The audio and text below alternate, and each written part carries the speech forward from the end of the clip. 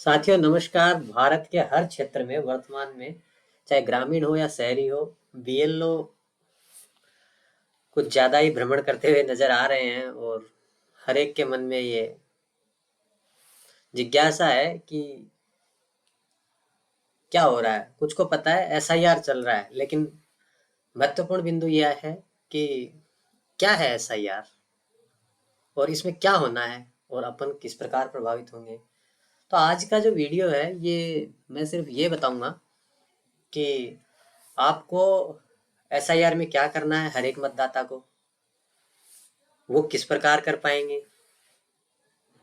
अगर आपको कोई समस्या आती है कोई फॉर्म भरने में तो उसका हल क्या है। तो सबसे पहले अपन बात करेंगे एसआईआर क्या है।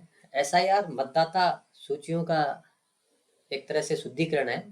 इसमें जो अनावश्यक एंट्रियां या गलत तरीके से जो वोट जोड़े गए हैं उनसे निजात पाने के लिए, उनको हटाने के लिए एक प्रक्रिया है जिसमें बीएलओ आपके घर आएगा और 2 कॉपी में एक फॉर्म देगा। वो फॉर्म आपको फिल करना है। उसमें ज़्यादा कुछ नहीं है। आपके वोट यानी आपके मत से संबंधित सूचनाएं आपसे मांगी जाएंगी। वो आपको उसके अंदर भरनी है। भरने के बाद वो आप उसे लौटा देंगे और उस फॉर्म के आधार पे ये तय होगा कि आपका मत यानी आपका वोट वोटर लिस्ट में रहेगा या हटा दिया जाएगा। चुनाव विभाग या आप कहें भारत सरकार का जो निर्वाचन विभाग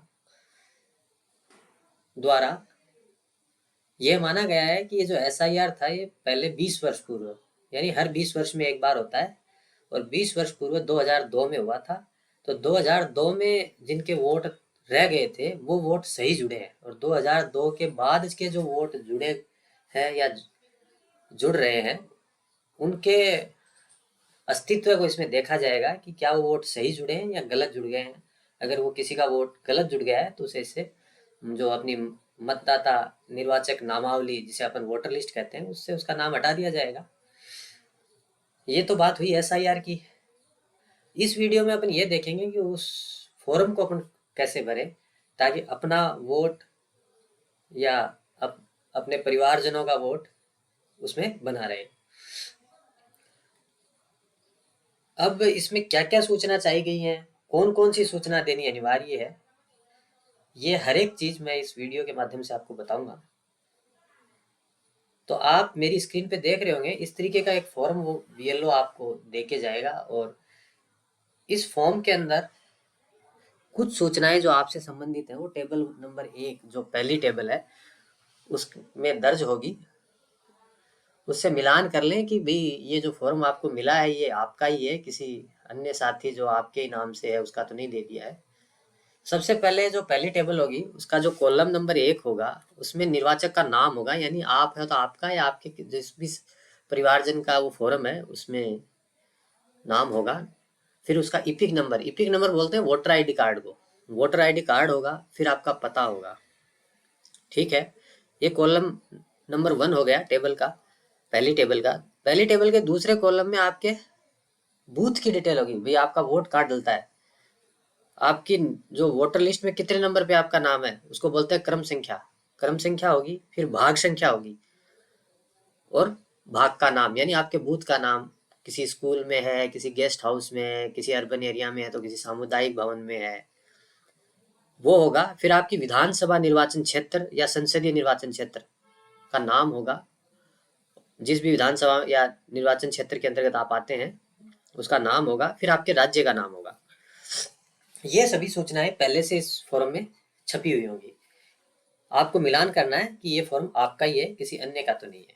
इसके बाद यहाँ पे थर्ड कॉलम में जो तीसरा जो कॉलम होगा उसमें क्यूआर कोड होगा। ये आपके किसी काम का नहीं है, ये ऑफिस में जब वापस लौट के जाएगा आपका फॉर्म तो उनके काम का है, आपको इससे कुछ लेना देना नहीं है। कॉलम नंबर जो 4 है इसमें फोटो होगी। जो अभी आपकी जो वोटर लिस्ट है उसमें आपका कैसा फोटो है, वो कैसा दिखता है वो होगा। अगर उस फोटो में आपको चेंज करवाना है मतलब बदलाव करवाना है कि नई फोटो जुड़वानी है तो 5वें कॉलम में आप फोटो चिपकाएंगे पासपोर्ट साइज। ठीक है। अगर आपको लगता है कि आपकी फोटो हाल ही में दी गई है या बदलाव करवाया गया है, तो ये कोई आवश्यक नहीं है कि आप उसमें फ़ोटो लगाएँ। बिना फ़ोटो के भी वो फ़ॉर्म सबमिट हो जाएगा और कोई भी आप में के फॉर्म में उसको अशुद्धि नहीं मानी जाएगी कि भई आपने ये खाली छोड़ दिया तो आपका फॉर्म फिल नहीं होगा। अब बात करते हैं दूसरी टेबल की। दूसरी टेबल में मांगा गया है कि आपका जन्म तिथि क्या है। जन्म तिथि आप आधार के अनुसार यहाँ लिख देंगे। वैसे ये वैकल्पिक है, जो ऑनलाइन फॉर्म फिल हो रहा है उसमें ये नहीं है कि आप जन्म तिथि देंगे तो ही फॉर्म सबमिट होगा। बिना जन्म तिथि के भी फॉर्म सबमिट हो रहा है। फिर आपकी आधार संख्या, ये भी वैकल्पिक है। ठीक है, वैकल्पिक यानी ऑप्शनल, आप चाहें तो प्रदान कर सकते हैं, नहीं चाहें तो कोई ज़रूरी नहीं है कि आप अपना आधार नंबर लिखें। मोबाइल नंबर, मेरा मानना है कि आप मोबाइल नंबर ज़रूर दें और बीएलओ से बोलें भी कि भई मेरा मोबाइल नंबर है वो आप मेरे वोटर आईडी कार्ड के साथ जोड़ दो, ताकि मैं ऑनलाइन भी मेरा वोटर आईडी कार्ड देख सकूं।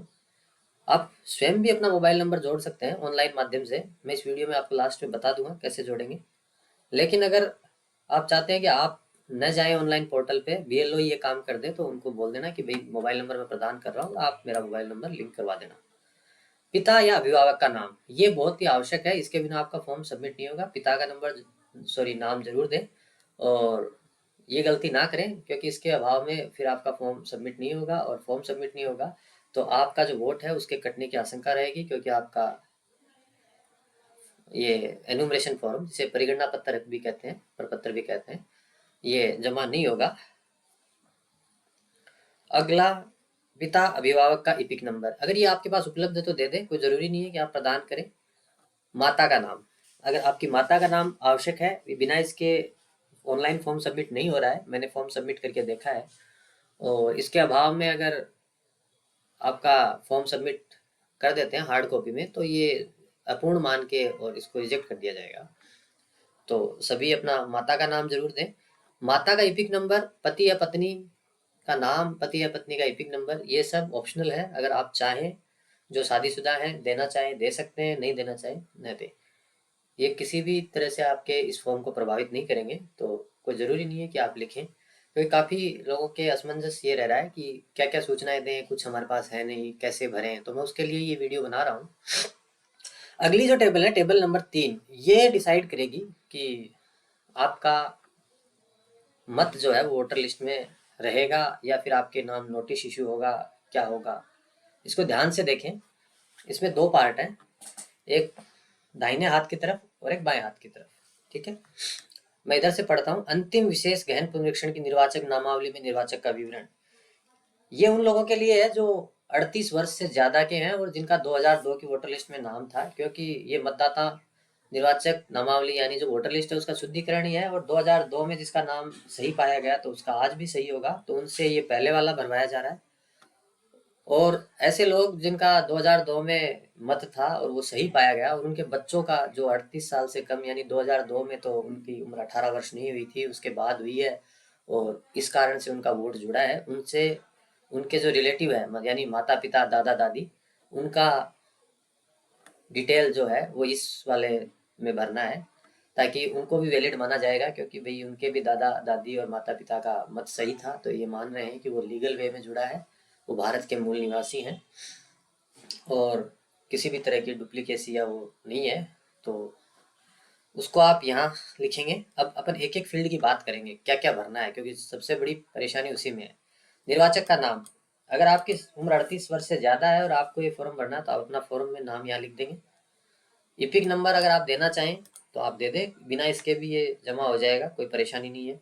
रिश्तेदार का नाम, यानी आपके पिता का नाम या माता का नाम, जो भी चाहे आप दे सकते हैं। अब रिश्ता, रिश्ता अगर पिता है तो पिता, माता है तो माता, जो भी है उनका नाम दे दें, जिला दे दें, राज्य दे दें। विधानसभा निर्वाचन क्षेत्र की संख्या, ये 2002 की लिखनी है आपको, ये ध्यान रहे, वर्तमान ना लिख दें वरना फॉर्म रिजेक्ट हो जाएगा। 2002 की वोटर लिस्ट में आपका नाम किस विधानसभा क्षेत्र में था वो यहाँ लिखा जाएगा। अगले कॉलम में आप भाग संख्या लिखेंगे, उसके बाद आप क्रम संख्या लिखेंगे। ठीक है, भाग संख्या क्रम संख्या मैंने पहले भी आपको बताया है, एक वीडियो मैंने अलग से बना रखा है, अगर आपको देखना है कि किस तरीके से आप उसको प्राप्त कर सकते हैं वहां देख लें। ये आपको ऑनलाइन देखनी होगी, क्योंकि 2002 की वोटर लिस्ट ऑनलाइन पड़ी हुई है पोर्टल पे, voters.eci.gov.in पे, तो वहां से देख लें।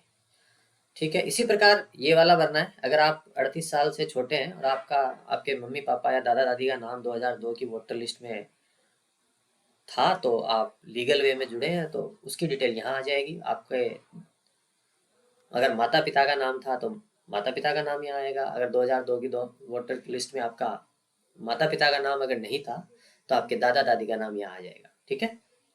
इपिक नंबर दे दें उनका ही, अगर है तो। नहीं है तो कोई दिक्कत नहीं है, आप इसे ब्लैंक छोड़ सकते हैं। फिर रिश्तेदार का नाम, आप अपने माता पिता का देंगे तो माता या पिता में जिनका भी देंगे उनके हिसाब से रिश्तेदार का नाम यहाँ आएगा। अपने पिता का देंगे तो दादा का आ जाएगा, माता का देंगे तो उस हिसाब से आ जाएगा। ठीक है। रिश्ते का नाम, अब भाई वो इनके क्या लगते हैं। फिर जिला और राज्य का नाम। ये जिला और राज्य आपको वर्तमान नहीं देने, ये ध्यान रहे इधर भी। ये आपको 2002 की वोटर लिस्ट में जो आपका जिला था ना, वही दें। ठीक है। विधानसभा क्षेत्र दे दें जो 2002 में आपके रिलेटिव का था, यहाँ आपके रिलेटिव का और यहाँ खुद का। ठीक है। अगर ये वाला नहीं भर रहे हैं, भाग संख्या और क्रम संख्या। ठीक है। अगर आपका स्वयं का नाम है तो बहुत ही अच्छी बात है, ये वाला भरे। और अगर आपको स्वयं का नहीं है, आपके रिलेटिव रिलेटिव में या चार ही लोग बताएं, कंफ्यूज ना हो, दादा दादी और माता पिता। बाकी सारा कोई भी रिश्ते हैं जैसे चाचा है और है, तो वो मान्य नहीं है। अगर उनके अगर नाम की डिटेल आप यहाँ प्रोवाइड न करें। चार ही रिलेशन है और चार ही रिलेशन को मान्य किया गया है, उनके जो डिटेल्स हैं वो यहाँ भरें। ठीक है। इस प्रकार से आज आप इस फॉर्म को भर लेंगे। इसमें महत्वपूर्ण जो सूचना है वो ये है, विधानसभा क्षेत्र की संख्या, भाग संख्या, क्रम संख्या। ये ध्यान रहे, या तो आपने स्वयं का भर दिया तो रिलेटिव का भरना कोई जरूरी नहीं है। और आप 38 वर्ष से छोटे हैं और आपके खुद का नाम नहीं है तो इधर वाला भरें, लेकिन दोनों में से एक ही भरना है आपको। ठीक है। फिर आप यहाँ पे सिग्नेचर करेंगे और बीएलओ को जमा करा देंगे। ये रही पूरी प्रोसेस, आप इस तरीके से इसको भर सकते हैं। अगर किसी तरह की समस्या हो तो मुझे कमेंट करें, मैं बता दूंगा। अब एक केस और है भाई, जिनका न तो स्वयं का नाम है और न ही जिनके माता पिता का नाम या दादा दादी यानी रिलेटिव का नाम है, उनको नोटिस इशू होंगे। तो उस नोटिस का रिप्लाई और उसमें क्या क्या दस्तावेज मान्य है वो मैं आपको अगले वीडियो में बताऊंगा, और उसकी क्या प्रोसेस रहेगी। क्योंकि वो वैसे भी अभी जो 12 राज्यों में एसआईआर चल रहा है और आगामी कुछ दिनों में और चलने वाला है, तो 4 दिसंबर तक इन 12 राज्यों में अभी सिर्फ परिगणना प्रपत्र लेने का काम है। जैसे ये पूर्ण होगा फिर नोटिस इश्यू होंगे। जिन जिन ने ये नहीं भरे हैं तो उनका क्या प्रोसेस रहेगा मैं अगले वीडियो में आपको बता दूंगा। धन्यवाद साथियों।